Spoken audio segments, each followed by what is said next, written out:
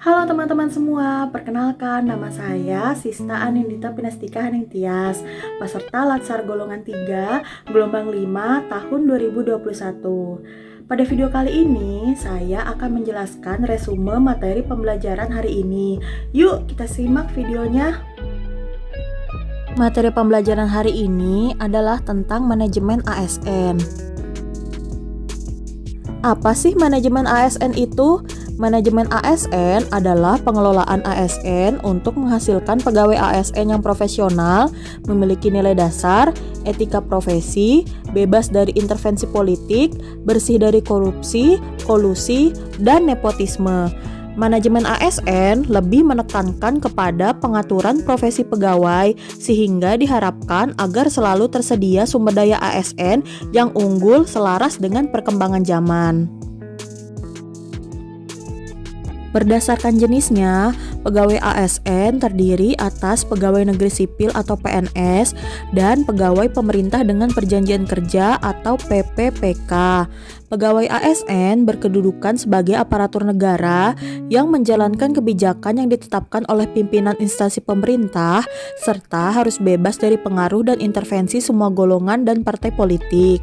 Untuk menjalankan kedudukannya tersebut, maka pegawai ASN berfungsi sebagai yang pertama, pelaksana kebijakan publik, yang kedua, pelayan publik, dan yang ketiga, perekat dan pemersatu bangsa. Berikut adalah peran dan tugas ASN.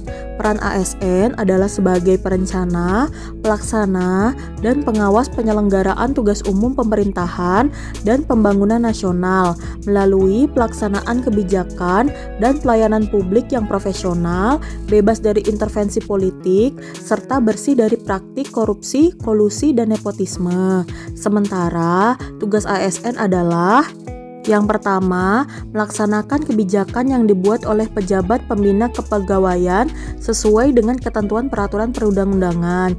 Yang kedua, memberikan pelayanan publik yang profesional dan berkualitas. Yang ketiga, mempererat persatuan dan kesatuan NKRI.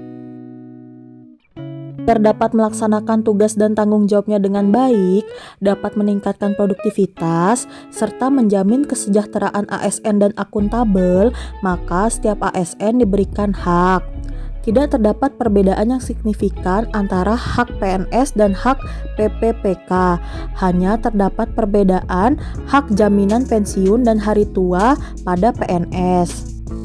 Setelah mendapatkan haknya, maka ASN juga berkewajiban sesuai dengan tugas dan tanggung jawabnya, meliputi setia dan taat pada Pancasila, UUD 1945, NKRI, dan pemerintah yang sah, menjaga persatuan dan kesatuan bangsa, melaksanakan kebijakan yang dirumuskan pejabat pemerintahan, menaati ketentuan peraturan perundang-undangan, melaksanakan tugas kedinasan dengan penuh pengabdian, kejujuran, kesadaran dan tanggung jawab, menunjukkan integritas dan keteladanan dalam sikap, perilaku, ucapan, dan tindakan kepada setiap orang, menyimpan rahasia jabatan dan hanya dapat mengemukakan rahasia jabatan sesuai dengan ketentuan peraturan perundang-undangan, dan bersedia ditempatkan di seluruh wilayah NKRI. ASN sebagai profesi berlandaskan pada kode etik dan kode perilaku. Kode etik dan kode perilaku ASN bertujuan untuk menjaga martabat dan kehormatan ASN. Kode etik dan kode perilaku yang diatur dalam Undang-Undang ASN menjadi acuan bagi para ASN dalam penyelenggaraan birokrasi pemerintah. Penerapan sistem merit dalam manajemen ASN merupakan amanat utama dalam Undang-Undang Nomor 5 Tahun 2014 tentang ASN. Dengan menerapkan sistem merit, maka pengangkatan pegawai, mutasi, promosi, penggajian, penghargaan, dan pengembangan karir pegawai didasarkan pada kualifikasi, kompetensi, dan kinerja pegawai. Sistem tersebut tidak hanya menimbulkan rasa keadilan di kalangan pegawai, tapi juga dapat mendorong peningkatan kompetensi dan kinerja. Bagi organisasi, sistem merit mendukung keberadaan prinsip akuntabilitas yang saat ini menjadi tuntutan dalam sektor publik. Sedangkan bagi ASN, sistem merit menjamin keadilan dan juga menyediakan ruang keterbukaan dalam perjalanan karir seorang pegawai. Pelaksanaan sistem merit dimulai dengan penyusunan dan penetapan kebutuhan ASN untuk 5 tahun yang dirinci menurut jenis dan jenjang jabatan serta disusun berdasarkan analisa jabatan atau ANJAP dan analisis beban kerja atau ABK dengan mempertimbangkan pegawai yang memasuki masa pensiun. Selanjutnya, melakukan rekrutmen pegawai secara terbuka dan kompetitif, baik dari jalur CPNS, PPPK, dan juga dari PNS yang berasal dari instansi lain.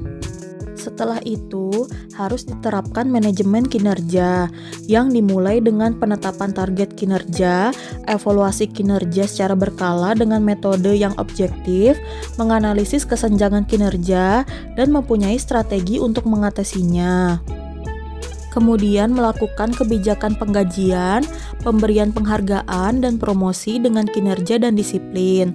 Lalu melaksanakan promosi, mutasi secara objektif dan transparan, didasarkan pada kesesuaian kualifikasi, kompetensi, dan kinerja dengan memanfaatkan talent pool. Nah, berikut adalah manajemen ASN yang lebih rinci antara PNS dengan PPPK. Bisa dilihat ya teman-teman, tidak terdapat perbedaan yang begitu signifikan.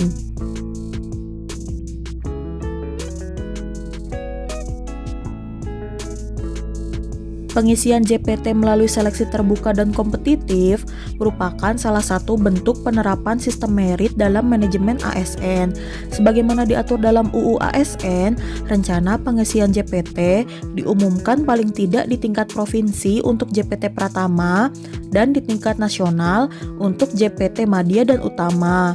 Seleksi dilaksanakan oleh panitia seleksi yang dibentuk oleh PPK dan beranggotakan wakil-wakil dari internal dan eksternal instansi. Seleksi dilakukan berdasarkan pertimbangan kualifikasi, kompetensi, kinerja, dan rekam jejak, serta dilakukan secara transparan. Panitia seleksi memilih 3 kandidat terbaik yang memenuhi persyaratan untuk diajukan kepada PPK. Sesuai dengan kewenangannya, PPK akan memilih salah satu di antaranya, menetapkan dan melantik pejabat yang terpilih ke jabatan yang akan diisi. KASN atau Komisi Aparatur Sipil Negara adalah lembaga non-struktural yang mandiri dan bebas dari intervensi politik yang berfungsi mengawasi penerapan nilai dasar, kode etik, dan kode perilaku serta penerapan sistem merit. Untuk memastikan sistem merit diterapkan di instansi pemerintah, KASN diberi kewenangan mengawasi setiap tahap pelaksanaan pengisian JPT melalui seleksi terbuka. Selain itu, KASN juga memiliki fungsi sebagai pembinaan dan pengembangan profesi ASN, memberikan perlindungan hukum dan advokasi, memberikan rekomendasi kepada Majelis Kode Etik terhadap pelanggaran kode etik dan kode perilaku, dan menyelenggarakan usaha untuk peningkatan kesejahteraan ASN.